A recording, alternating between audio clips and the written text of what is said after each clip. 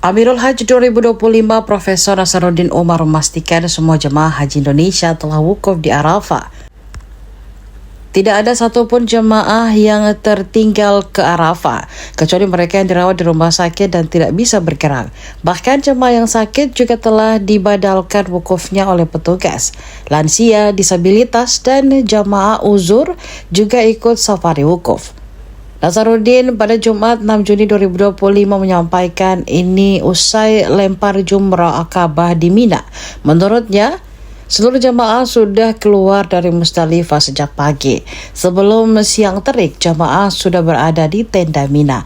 Meski sempat ada yang salah masuk tenda, semuanya dinyatakan aman. Ia juga bersyukur seluruh prosesi berjalan lancar tanpa kendala besar. Ambulans Indonesia mendapat izin masuk ke Jamarat. Fasilitas itu membantu menjaga keselamatan jamaah saat lempar jumrah. Baik. Assalamualaikum warahmatullahi wabarakatuh. Alhamdulillah bisa dipastikan tidak ada satu pun orang yang tidak berangkat ke Arafah kemarin, kecuali yang di rumah sakit yang memang tidak bisa bergerak, itu pun juga semua sudah dipastikan sudah dibadalkan. Yang sakit juga sudah melalui proses safari hukum, dan tidak ada pun juga yang tidak melakukan safari hukum bagi mereka yang sakit, yang sudah berusia lanjut dan difabel. Alhamdulillah tadi pagi jam 9 lewat sedikit, semua jamaah haji kita bersih, tidak ada lagi yang tertinggal di Musdalifah sebelum matahari terik, dan semuanya alhamdulillah sudah masuk dalam tema. Walaupun ada yang salah masuk tenda, tapi yang penting aman dulu ya, masuk di tenda ber-AC, makan minum, dan kemudian setelah itu melakukan pelemparan jamarat. Alhamdulillah tidak ada satupun yang terkendala. Ya, kita berterima kasih kepada pemerintah Saudi Arabia yang memberikan kekhususan kepada Indonesia. Ambulans juga Indonesia itu bisa masuk, dan jumlah kematian juga bisa ditekan dari peristiwa yang sama pada tahun yang lalu.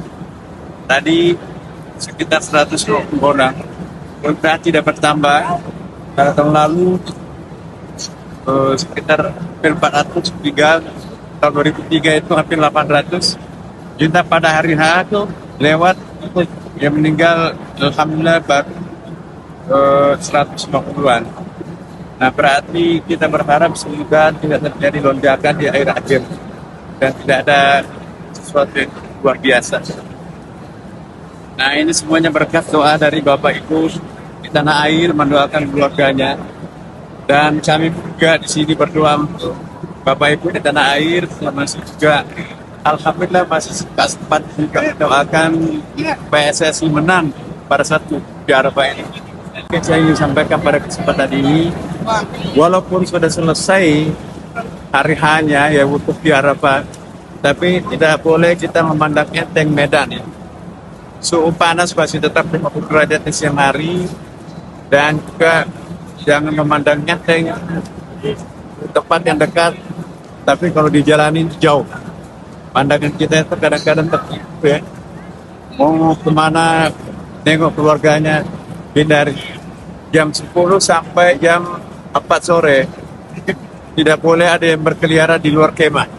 Itu ketentuan pemerintah Saudi Arabia, cegah meminimalisir terjadinya kecelakaan, korban dan sebagainya. Nah, kita berterima kasih kepada seluruh jamaah sangat taat ya, mengikuti instruksi pemerintah Saudi dan mengikuti juga instruksi pimpinan-pimpinan kloter. Semoga hari-hari yang tersisa ini, Masya Allah, Bapak Ibu perbanyak berdoa, perbanyak berzikir, mengaji di kemahnya masing-masing, sambil mendoakan seluruh tanah air kita ya. Selamat ya. Assalamualaikum warahmatullahi wabarakatuh. Pak, sedikit Pak, maknanya dari Rotar Jumrah itu Mas. Iya, ini kan mengikuti Nabi Ibrahim. Jadi ini peristiwa simbolik untuk melempar dan mengusir setan-setan, termasuk setan itu adalah nafsu. Ya, Dari pagi kita sudah menyembelih, mencontoh bagaimana peristiwa Nabi Ibrahim menyembelih sesuatu yang paling berharga. Sesuatu yang paling berharga bagi Nabi Ibrahim, sampai bertahun-tahun mereka berdua punya anak, dan sampai pada usia yang lanjut juga dapat anak. Alhamdulillah, anak kesayangan yang ditunggu lama-lama itu diminta untuk disembelih. Jadi simbol Nabi Ismail itu simbol bagi sesuatu yang paling kita cintai. Kalau yang paling kita cintai, depositor kita, mari kita korbankan. Kalau simbol yang paling kita cintai apapun, bersediakah kita melontarkan, bersediakah kita untuk mengorbankan itu semuanya. Jadi mari kita melihat peristiwa simbolik ini, kemampuan kita untuk mengorbankan apapun demi itu perintah Allah Subhanahu wa taala. Maka itu pelemparan ini kita mengusir semua penggoda-penggoda yang bisa mempengaruhi kita untuk menjadi materialistik dan menjauhi kegiatan-kegiatan Surawiya kita ya. Nah, jadi saya mohon betul bagi teman-teman yang melakukan pelemparan, jangan asal melempar, tapi tinggalkan semua yang jelek-jelek dari diri kita sendiri, yang suka marah, yang suka pelit, ya kemudian juga suka mengadu domba, suka berbohong, suka membicarakan aib orang lain, tinggalkan di sini, kuburkan di sini. Dan yang tersisa kita pulang ke tanah air adalah fitrah kita dan kembali ke kesucian. Insya Allah itulah nanti yang akan menyelamatkan kita. Oke?